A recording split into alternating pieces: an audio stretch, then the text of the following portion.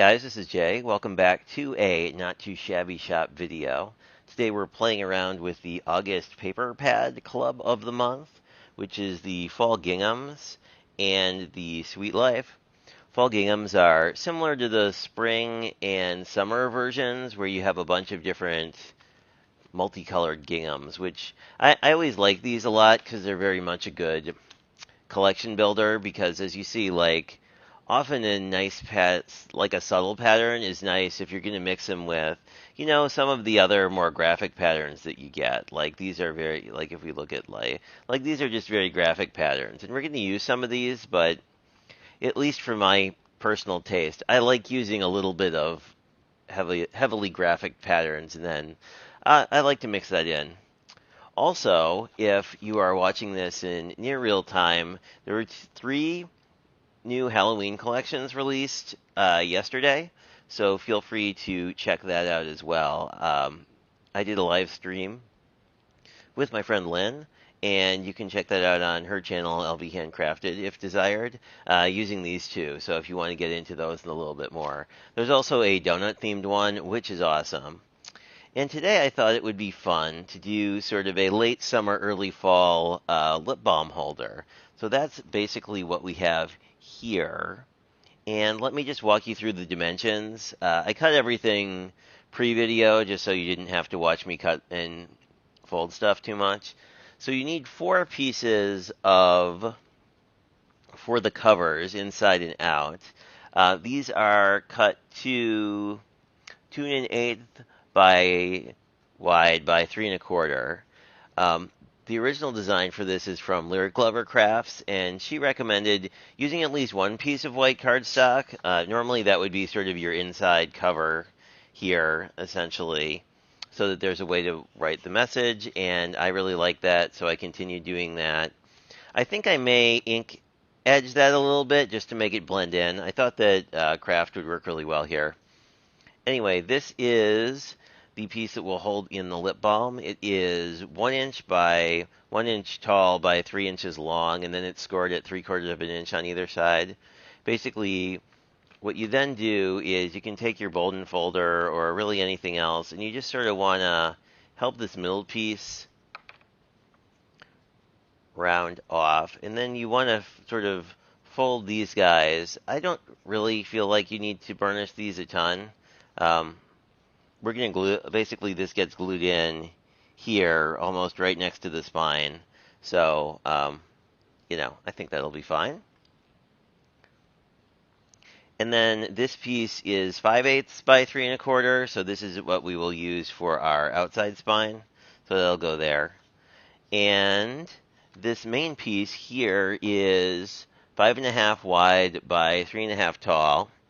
So it's a 1/4 inch taller than these. So when these guys mat, it's going to be, you're going to see a little bit of the edge, but not a ton.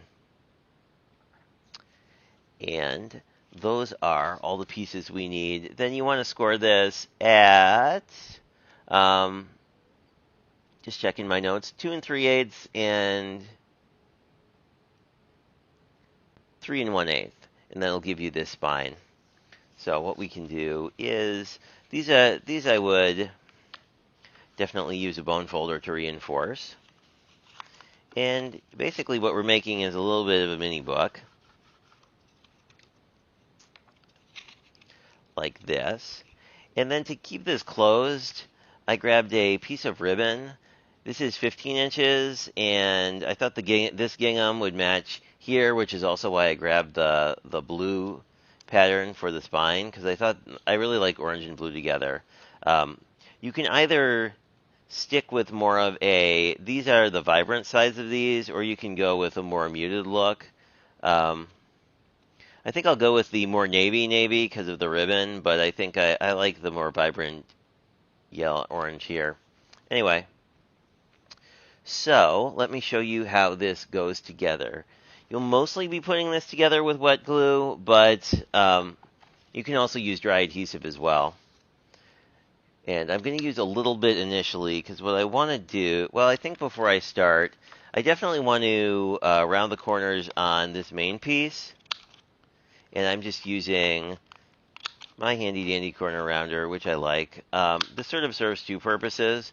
One, I think it just looks better, but the other thing that this will do for you is when this book is together, the idea is you might keep it in like a day bag or a purse or, a travel bag of some sort. And, it's a lot easier to not catch on things. So basically what we just want to do is put down a little strip of adhesive in the middle. And this is a little too far on this side, so I'll just walk that back a little bit. But then what you want to do is just find the center point of your ribbon. The easiest way to do that is to grab the two ends and then say, okay, here's the center, and then you just lay that over the middle. And if we just check that, then our ends are pretty much the same length. This one is slightly longer.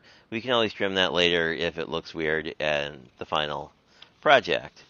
So the thing I found challenging in the past is until you know exactly where you're going to use your pieces, it's easy to corner edge the wrong corners.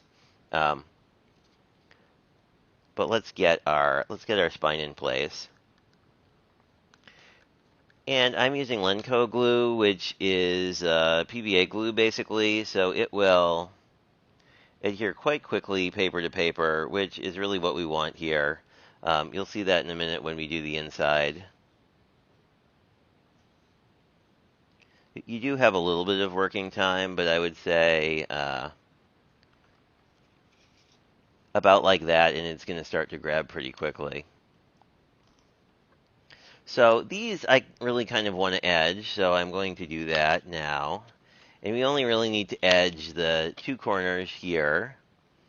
And then we just sort of decide how we want that to look and glue it down. You don't need a ton of glue here. The one thing that's really nice, in my opinion, is that the added cardstock weight here is going to sort of reinforce this. I started with sort of a Michael's standard 67-pound, and if you do decide you want this a little bit different, you can just move it around too. It's not super stuck down. Also, the nice thing about the gingham is it's not a directional pattern, so it gives you a little more flexibility. Once we get to the inside, we want to be a tad bit more careful just so that we don't glue down the wrong color. Or I should say, not the wrong color, but glued, upside down, which is, I've done that too. And then the paper will basically hold down the ribbon quite nicely. So that's sort of what the final look on the outside looks like.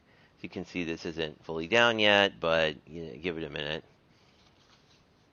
And if you do go back and see something that's not quite the way you want it, it's not too big of a deal to put it back. Before we do these inside pieces, we're going to do this guy. And the only real trick here is what you want to do is you want to apply glue pretty liberally to the actual tabs that hold it down.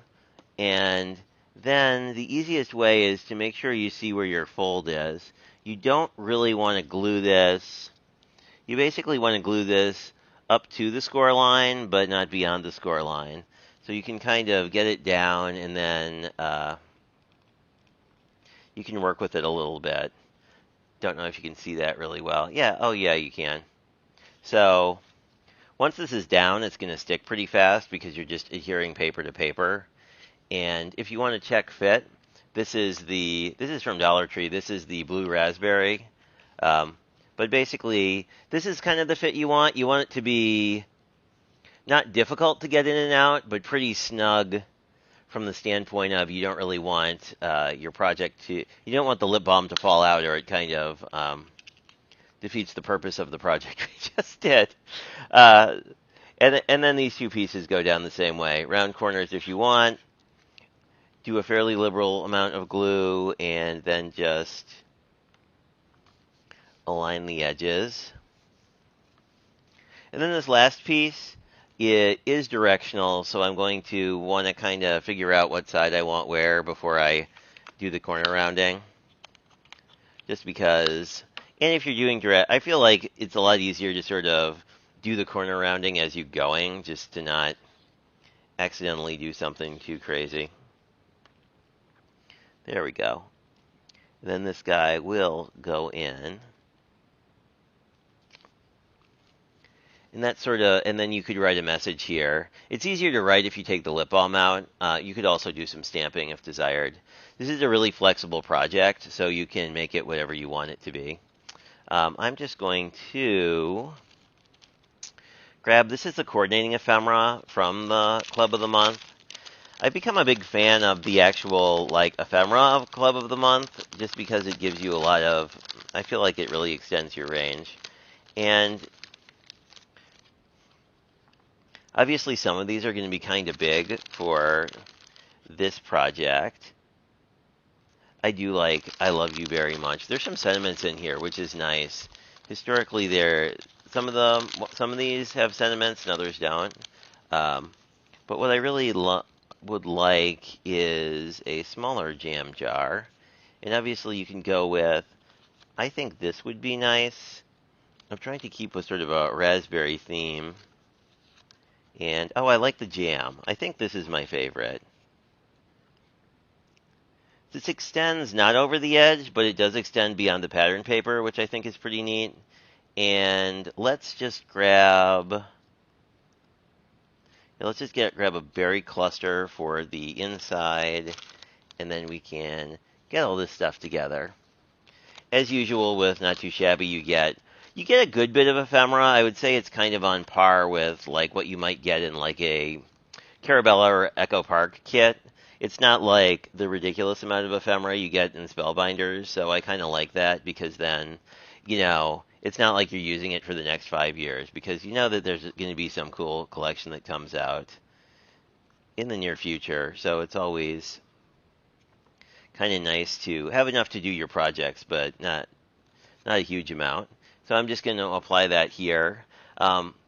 These are very mass producible and sellable too, if that's your thing. That was the original. Originally, this project was done for the purposes of selling in a craft fair. And with that, really, if you're interested in sort of the visual appeal, I would say what you see on the front is really where people are going to notice it. Whether this is for your own personal use or something else. So I'm going to, let's just overlap that a little bit. Then I think I'll put this berry right on top. I really kind of like this 3-thing cluster idea. And there we go with that. And that is pretty much our finished project today. And we just slip our lip balm in, write our message, close it up, and we've got a really cool little mini gift you could give to someone. I do really like how this blue sort of echoes the blue of the gingham, so I think gingham ribbon definitely matches nicely. And this edge I would probably trim. As you can see, the edge here is a little ratty, but I would probably trim that one up, and then we're pretty much good to go. So thanks for checking it out, and feel free to check out any of my other videos on this channel or Not Too Shabby. We'll see a lot of ideas for all of their products in both places. So hope you have a great rest of your day.